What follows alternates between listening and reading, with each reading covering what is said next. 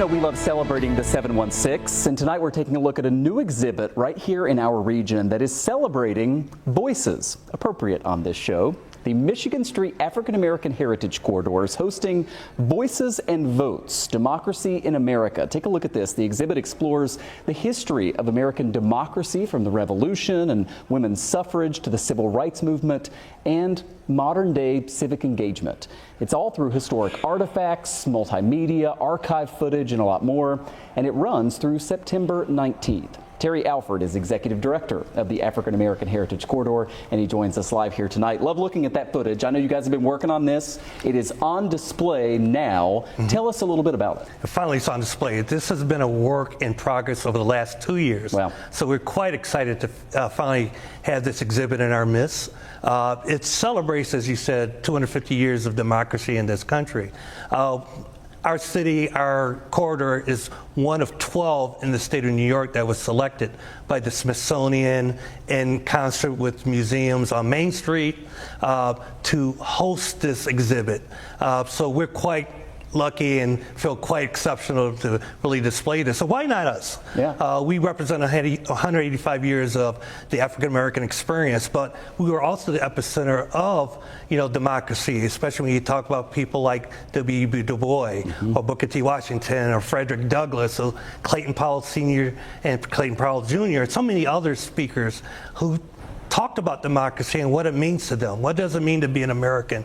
What does it mean to practice democracy? How far are you willing to defend democracy in this country? So it's on display now, as of yesterday, right? I believe. But you have a couple of big events kind of tied to it, including a formal kickoff. So we have a formal kickoff this Friday, beginning from 5 to 7 p.m., where we officially roll out and introduce the exhibit to the community.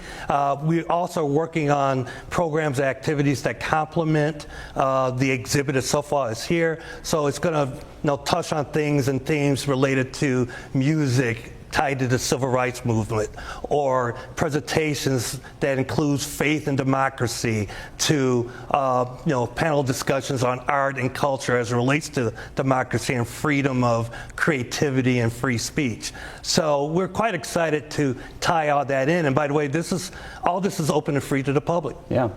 In the minute I have left here, I want to ask you, we were talking in the commercial break, you have beautiful buildings that are part of the African American Heritage Corridor, but really you're kind of taking this now to the next step, right, in terms of the programs you're doing. Right. So as we were talking, it's not enough to have these beautiful edifices that we've been working on for the last 5 years.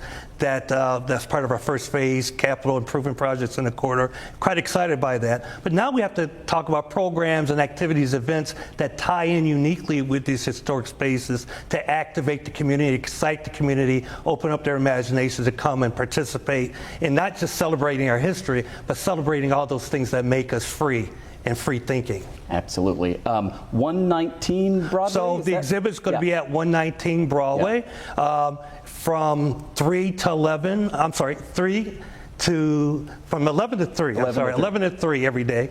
And then on special occasions, we can talk to any groups who might want to have a special showing of the exhibit itself. You can always look us up on MichiganStreetBuffalo.org to get more information. Terry, thanks so much. Thank you for having us.